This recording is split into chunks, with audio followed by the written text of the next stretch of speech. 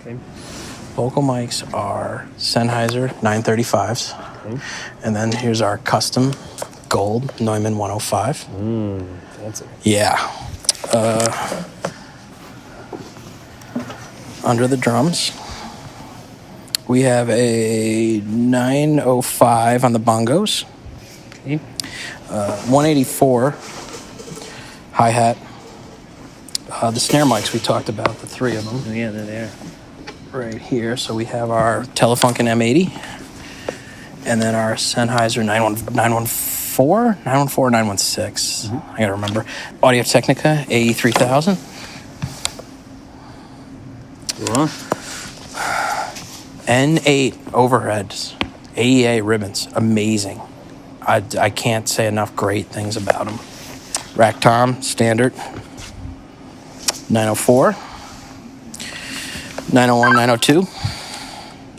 Standard fare. 421. Can't go wrong. Strings. Oh, there it is. Radial DIs. Beautiful thing. Electrics. That is a 906. Audix i5. What are these little guys? Those are actually the preamps for all of the string players' actual pickups on their guitars. And then that DI we were talking about. Yeah. So we have two different DIs. The post DI is the Sonic Farms.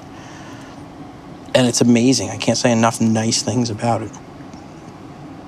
It's just everything I've ever wanted in a bass DI. And then this is a Neve, Rupert Neve Designs, and that's the acoustic bass. Okay. Yep. EarTrumpet. Oh, there it is. On a Sennheiser transmitter. It's great. We love it. 935 handhelds for guest and background vocals. These I got a little bit crazy on. So start here. I'm going to shout out to Scott Ragsdale on this, Joe Bonamassa's front of house guy. Tull G12, made in South Africa. Super cool. Great sounding guitar mic. Original Sennheiser Gold 409 U3. Those are like unicorns now. And an AEA N22. So this is his electric setup. This is acoustic setup. Cool. Yeah.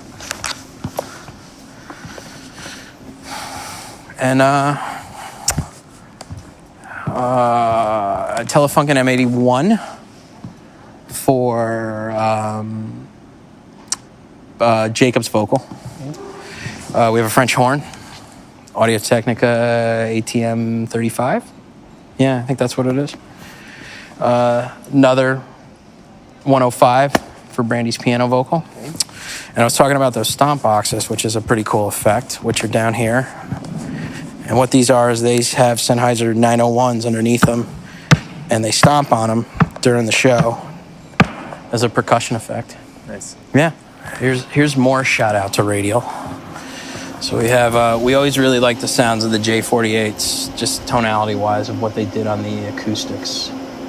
So we have 4 channels. We have BCA, BCB, BCC, BCD. So these are more the strum guitars. These are more the finger pick guitars.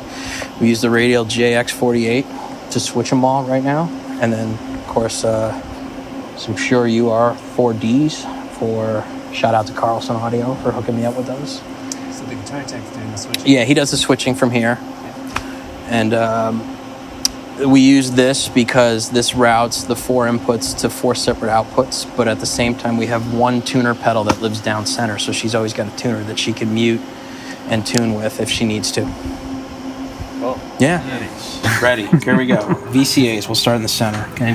I got a drum group, I got a bass group, I have my strings, my 4-piece string section, all my keyboards, Brandi's guitars, Tim's guitars, an overall vocal, and an overall band. So I can pretty much ride between the two if I need to get the vocals up over the van, or I want to let the band vamp a little more. But actually this is, besides the actual string players, each individual person. So we got Chris, Phil, the strings, Jacob, our keyboard player, Brandi, and Tim. So that's kind of the layout of that. And then we go to my subgroups, which we talked about in the interview, which I have the compressed drums and then the drums that aren't compressed. And the two of the blend to kind of do the parallel drum effect. Bass is all of my bass, and actually low strings, I should say, because what I wound up doing to keep this the same from what I was running before, I put the cellos in the low strings, and then the high strings tend to go to the keyboards because it's similar tonality, the way they play pads and stuff like that. Electric guitars, vocal compressed, vocals straight out, and then my acoustic guitar. So that's my subgroups. Matrices, the main left-right mix, the sub-bass send, front fill or mono send, whatever we decide to put in through the matrix. I have 2 delay sends if I would ever need them for extra outputs for lobby feeds or hearing impaired or whatnot. And then that's my record 2 mix that goes to the 2-track recording. PQ mixes, I'm using them for some, I ran out of aux sends, so I'm using them for reverb feeds. And then I have my smart feed, my reference smart, too. There, it comes off of that, so the full mix can go to it.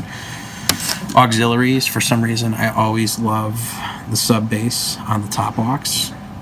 I have an instrument reverb, I have a drum reverb, I have a harmonizer effect, or like a vocal thickener, a vocal hall send, a vocal plate send, a standard delay, just kind of like a slapback almost, and then I have more of an effect delay that I use the PCM42 for.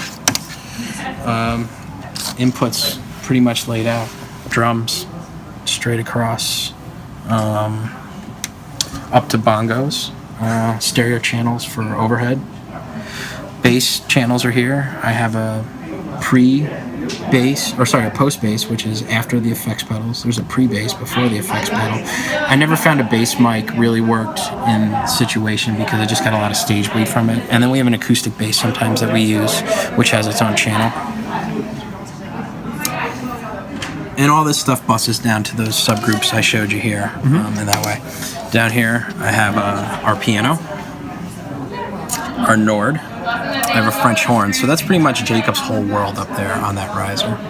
And then the riser directly across from him is my strings, which are the 2 cellos, Josh, Sam. And then on viola we have Kylene, and then Lauren on violin, and that's the 4 string groups. Back down here to this end, these are up to here, all my guitars. So we start with Brandi's 2 electric channels.